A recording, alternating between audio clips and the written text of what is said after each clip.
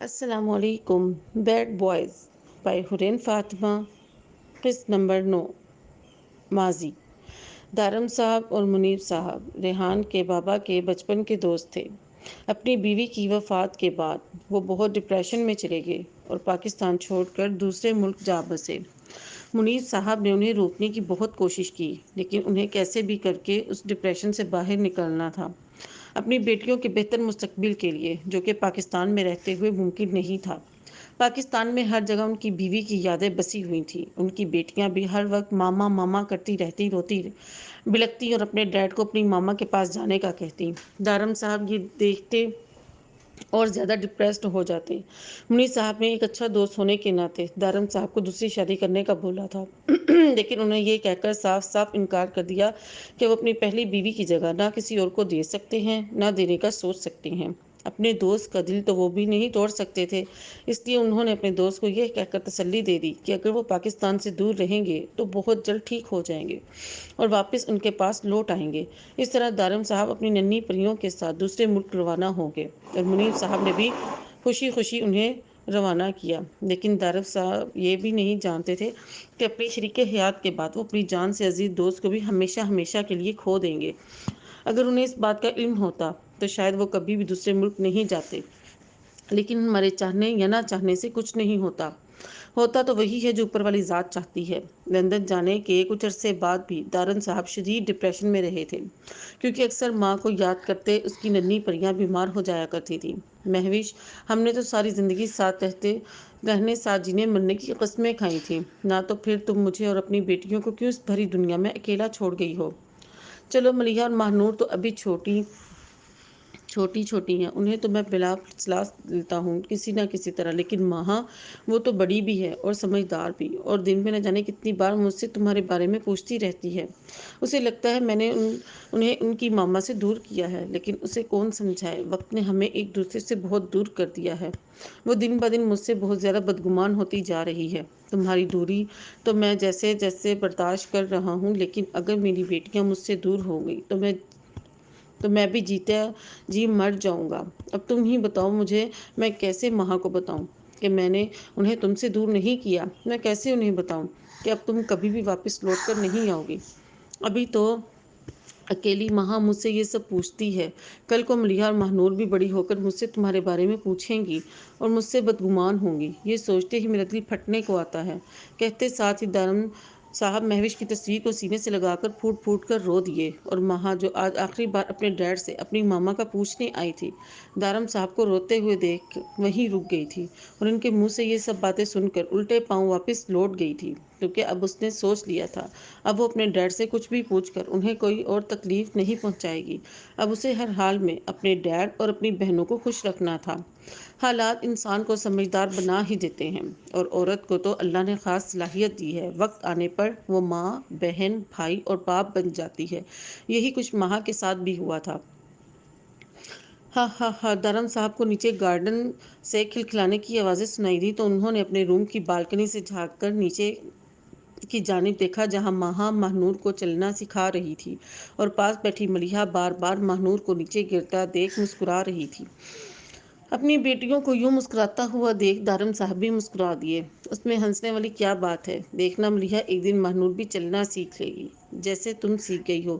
وقت کا کام ہے گزرنا، اور وقت گزرتا گیا۔ ماہا نے ایک بیٹی بن کر اپنے ڈیڈ کو بہت اچھے سے سنبھالا، انہیں خوش رکھنے کی ہر ممکن کوشش کی۔ اگر کبھی اپنی ماما کی یاد آتی تو روم میں چھپ کر اکیلی رو لیتی، لیکن اپنے ڈیڈ کو پتہ بھی نہ لگنے دیتی۔ دارم صاحب بھی بہت جلد ڈپریشن سے باہر آ گئے تھے، کیونکہ اب انہیں اپنی بیٹیوں کے مستقبل کے لیے خوش رہنا تھا۔ ماہا نے بڑی بہن ہونے کا حق بھی پوری طرح ادا کیا تھا۔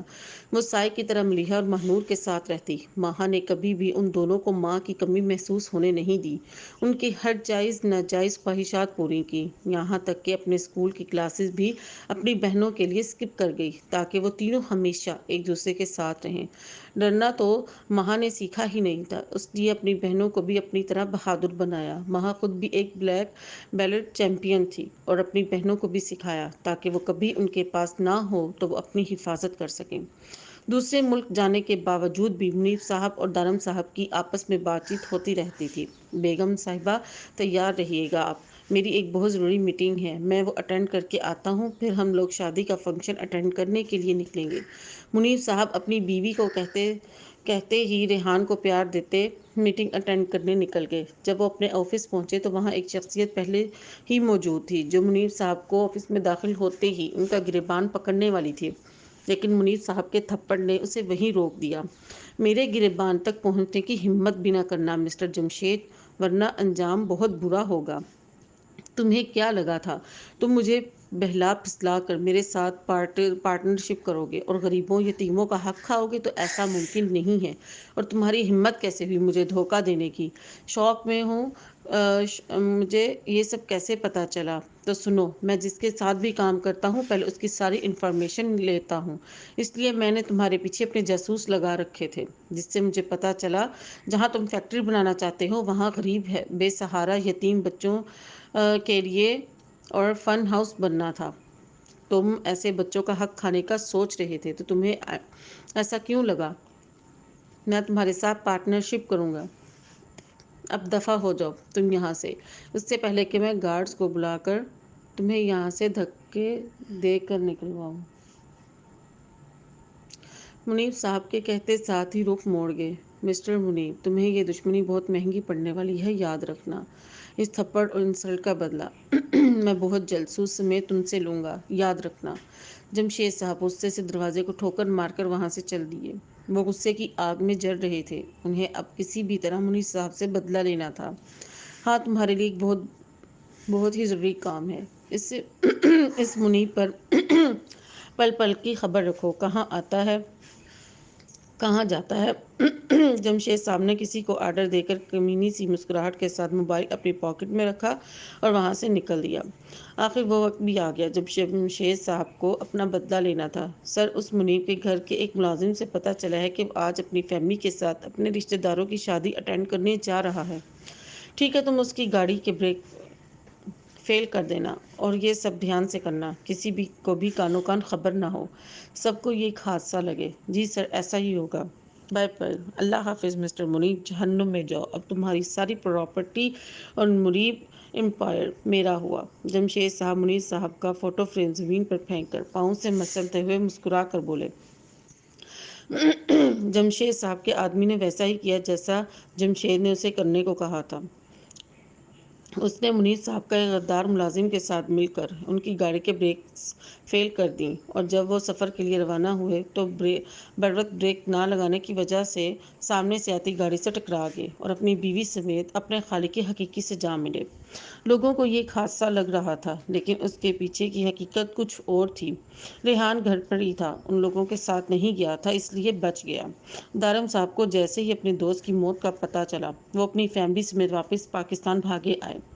منیر صاحب اور ان کی بیوی کی موت بھی ان کے لیے کسی حادثے سے کم نہیں تھی، اس لیے انہوں نے بہت ہی جلد خود کو سنبھال لیا، کیونکہ منیر صاحب نے انہیں جمشید صاحب کی دھمکی کے بارے میں بتا چکے تھے۔ اب انہیں اپنے دوست کی موت کی اصل وجہ کا پتہ لگانا تھا۔ شک تو انہیں جمشید پر تھا، لیکن پہلے انہیں ثبوت اکٹھے کرنے تھے۔ منیر صاحب نے کسی خیال کے تحت انہیں ریحان کا خیال رکھنے کا بھی بولا تھا۔ ریحان کو کاکا نے خفیہ کمرے میں چھپا دیا تھا، کیونکہ انہیں بھی اس گھر کے ملازموں پر شک تھا۔ جب تک دوست کے روپ میں چھپا بیٹھا تھا، وہ آستین کا سانپ نہیں مل جاتا، انہیں ریحان کو چھپا کر ہی رکھنا تھا، اس کی حفاظت کرنی تھی۔ اس لیے انہوں نے ریحان کے پاس اپنی بیوی کو بھی چھوڑ دیا تھا، تاکہ وہ اچھی طرح ریحان کا دھیان رکھ سکیں۔ اسی خفیہ کمرے میں کچن، واش روم، ہر طرح کی سہولیات موجود تھیں، اس لیے انہیں زیادہ مشکلات کا سامنا نہیں کرنا پڑا۔ منیر صاحب نے کسی ایسی سچویشن کے لیے یہ کمرہ بنایا تھا، اور اس کمرے کے بارے میں وہ ان کی بیوی دارم صاحب اور کاکا ہی جانتے تھے۔ جمشید صاحب نے منیر صاحب کی پراپرٹی کو ہتھیانے کا پلان بھی بنا لیا تھا، لیکن دارم صاحب اس غدار ملازم کے تھرو جمشید تک پہنچ گئے اور تمام ثبوت اکٹھے کر کے جمشید کو جیل کی سلاخوں کے پیچھے پہنچا دیا۔ وہ شاید ایسا نہ کر پاتے، لیکن اس غدار ملازم کی بیوی دارم صاحب کے ہاتھ لگ چکی تھی۔ دارم صاحب ایسا کچھ نہیں کرنے والے تھے، لیکن پھر بھی انہوں نے اس ملازم کو دھمکی دی تھی کہ اگر اس نے جمشید کے خلاف بیان نہ دیا تو وہ اس کی بیوی کو مار دیں گے، جس کی وجہ سے چاروں ناچار اس ملازم کو جمشید کے خلاف بیان دینا پڑا، اور عدالت نے جمشید صاحب کو 2 قتل کرنے کی جرم میں پھانسی کی سزا سنا دی۔ اس طرح ریحان بھی اس خفیہ کمرے سے باہر نکل آیا۔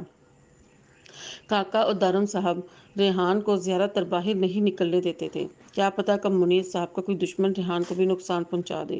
اس لیے دارم صاحب کو جب بھی ریحان سے ملنا ہوتا وہ خود چلے آتے تھے، اور ایک دفعہ ماہا، ملیحہ اور مہنور کو بھی اپنے ساتھ لے آئے تھے، اس لیے ریحان انہیں جانتا تھا۔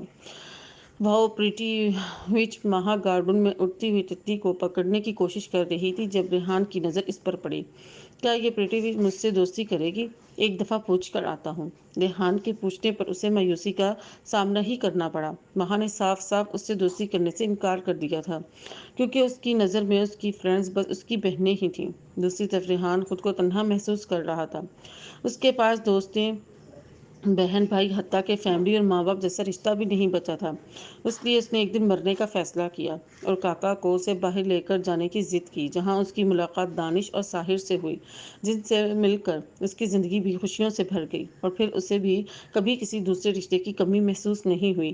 دارم صاحب کو جب کاکا نے بتایا کہ ریحان گھر میں 2 بچوں کو لے آیا ہے تو وہ خود پرسنلی ان سے ملنے چلے آئے۔ انہیں بھی وہ بچے بہت پسند آئے تھے، اور ریحان پر فخر محسوس ہوا تھا کہ وہ اپنے پاپا کی طرح ایک نرم دل انسان ہے۔ دارم صاحب نے دوبارہ بھی کافی دفعہ مہا وغیرہ کو اپنے ساتھ ریحان کی طرف لے کر جانا چاہا، لیکن وہ منع کر دیتی، اس لیے دوبارہ دارم صاحب نے بھی ضد نہیں کی، وہ ان کے ساتھ چلے۔ دارم صاحب کو اپنے آفس کے ساتھ ساتھ اپنے دوست منیب کا آفس کا کام بھی سنبھالنا پڑتا تھا، اس لیے وہ کافی زیادہ بزی رہنے لگ گئے تھے۔ ریحان کو بھی جب ملنا ہوتا تو ان کے آفس میں آ کر ان سے ملتا، کبھی کبھار وہ خود بھی ٹائم نکال کر ملنے آ جاتے۔ دارم صاحب نے بھی اپنا گھر بیچ کر کسی دوسری جگہ لے لیا تھا تاکہ دشمن کی نظر میں اس کی بیٹیاں نہ آ سکیں۔ حال ڈیڈ، آپ دونوں کیا سوچنے لگے؟ اور چوزے، تم کیا سوچ رہے ہو؟ میں جو بھی سوچوں تم سے مطلب؟ ریحان تڑک کر بولا۔ تو نہ بتاؤ، میں کون سا منتیں کر رہی ہوں؟ مہا بھی منہ کے زاویے بنا کر بولی۔ ابھی بھی پریٹی وچ ہے یہ بس زبان تھوڑی اور زیادہ لمبی ہو گئی ہے۔ ریحان دل ہی دل میں سوچ سکا۔ تمہارے لیے بس اتنا ہی جاننا کافی ہے کہ ریحان مجھے میرے بچوں کی طرح عزیز ہے، اور اب اور کوئی سوال نہیں۔ مہا کو دوبارہ منہ کھولتے دیکھ دارم صاحب تھوڑا غصے سے بولے، ادھر لاؤ ریحان فارم، میں سگنیچر کر کے دوں تمہیں۔ لیکن ڈیڈ، میرا فارم؟ مہا کا اترا ہوا منہ دیکھ کر ریحان نے اسے ایک آنکھ ونک کی، جس سے مہا غصے سے لال پیلی ہو گئی۔ دارم صاحب نے فارم پر سگنیچر کر کے جیسے ہی ریحان کو پکڑانے کی کوشش کی، مہا نے جلدی سے آگے بڑھ کر فارم جھپٹ لیا اور وہاں سے بھاگ گئی۔